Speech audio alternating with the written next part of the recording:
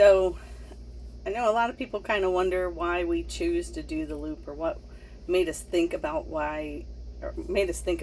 doing the loop, or how we even found out about the Great Loop.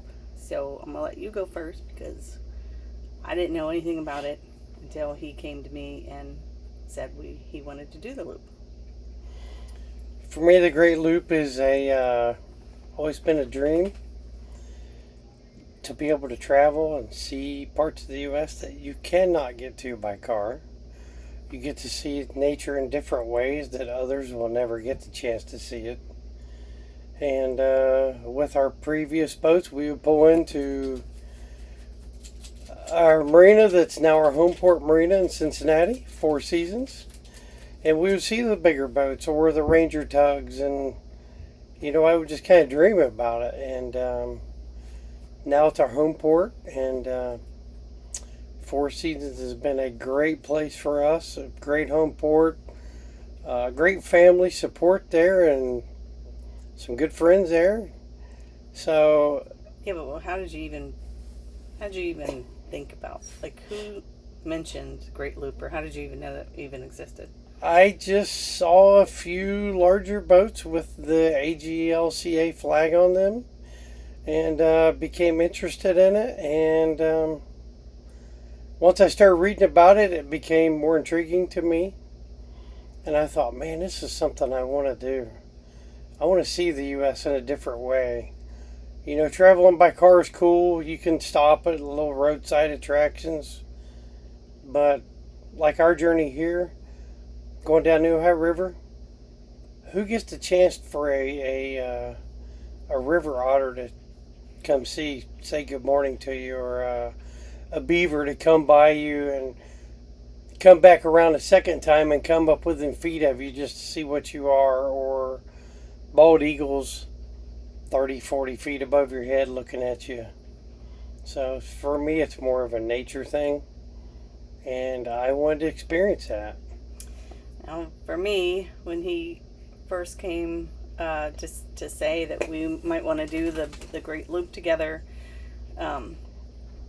we went down and saw Paul Bates down in Florida, who does a lot of traveling with the boats and everything. And we've had boats, but we've had very small boats, smaller boats, and they kind of grew over years, but nothing to like what we are in now. And there is something about being on the river, and even in our home port Cincinnati, just going out and seeing the city from a different view, and experiencing just what it's like to wake up with glass water, and just the beauty of it is totally different than you can get anywhere else. So I think for me, that attracted me to say I think I would like to try it too. I was a little bit more concerned with having two dogs to go along with us. It's a lot of work, a lot of worry. But I wanted to experience it too, and I don't have a lot of experience with boating. I don't have a lot of experience in being the deckhand. My mom, her man was a commercial fisherman a long time ago, and he kind of, my husband here tried for a long time to try to tell me which side was port, which side was starboard, and I couldn't figure it out. And for years I couldn't figure it out because to me, starboard should be, I don't know, towards the middle of the river, and because that's where the stars are, and your port should be on the side that's closest to the dock. It just makes sense to me. But no, that's opposite. And I couldn't get it. And then my mom's man said, he was saying something about starlight, star bright, and then he was like stars on the right or something to make it click. And it clicked to me of star bright, star right. And I thought, okay, I got that, star bright, star right. And then I thought, my my man's a little portly. And I thought to myself, okay, so he's on the port side. because I'm he's portly, just so you know. because he's a little portly, and that now I never forget it. I don't even think I've ever told him that, but Oh, the things I learn on making a video, huh? so I thought he's on the port side, and star bright, star right. That's how I know now. So I know that much, and I know aft is the boat's Rear end. rear end. And what's the front called? The bow? Wait, bow, because I don't know why.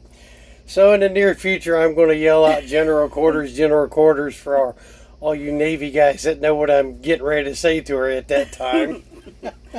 But I'm learning a lot. I'm learning, how to do the docks and locks and dams. The locks and dams. I'll get there. And it is beautiful. It's just a gorgeous way to go and see everything and all the nature and all the bald eagles and different animals that you don't get to see when you're in Cincinnati, in your houses and going to work and every day and your concrete living kind of thing. So that's why I think we chose to do this. And it's a year. It's a big commitment. It's a lot of work, a lot of training. It's a lot of getting the boat ready, a lot of preparation, but we got here. So hopefully it'll be a good ride. Hi, we're Gary and Dina. We're out on Naughty Soul, and we just started our first couple days out on the loop. Just kind of learning how to do locks and dams. I'm the deckhand. We stopped for the night. I won't talk about that marina because it ended up busting our antennas, and we had to jimmy rig them back up to be fixed later. The nights were very cool, but the days were very hot. We saw this really cool island. My husband knew a little bit about it, but I didn't, but it has a lot of history to it. And then we hit the fog, and it was really foggy. We had to end up stopping a little bit on the side to let it pass. It was about 45 minutes to an hour, but it was just too dangerous to kind of go through.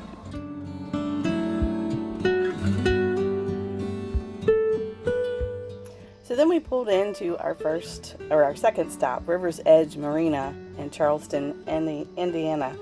The lady said that we called, she said, "We don't have much, but we have everything you need." And she was exactly right. It was a very quaint, very small stop, but it had everything. We got some bacon, which is what we wanted. So it had everything we needed.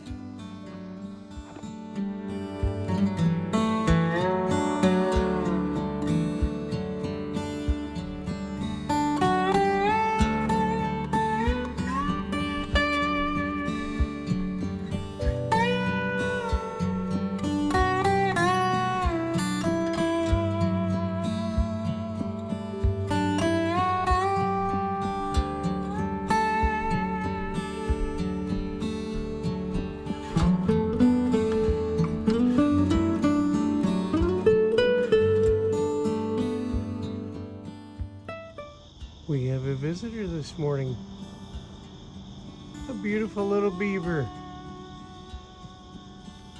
What a beautiful thing to see. He's checking us out.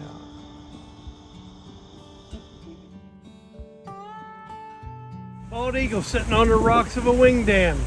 Ironically, it's the first of the series of wing dams that we've seen on the river system.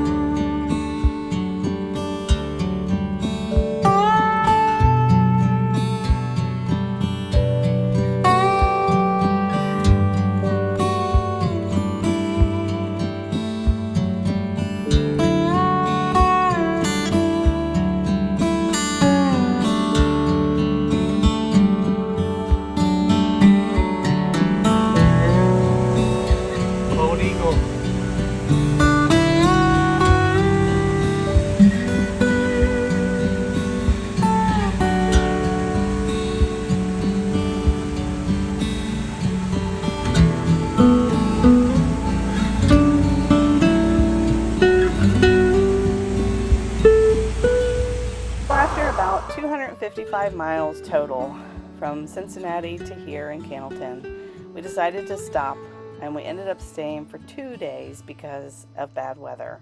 I can't wait for this heat to break.